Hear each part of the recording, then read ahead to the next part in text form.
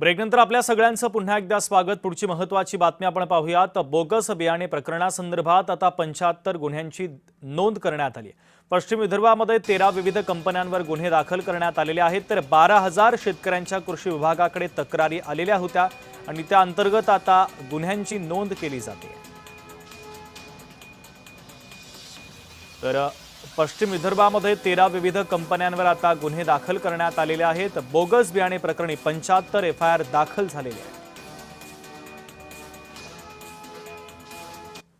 कंपन्यांवरती की ज्यांच्या बियाण्याच्या बाबतीमध्ये अडचणी दिसून आलेल्या आहेत त्याच्या बाबतीमध्ये जवळपास 75 एफआयआर पोलीस केस दाखल झालेले आहेत। त्याचा तपास सुद्धा पोलीस विभागाच्या मार्फत सुरू आहे।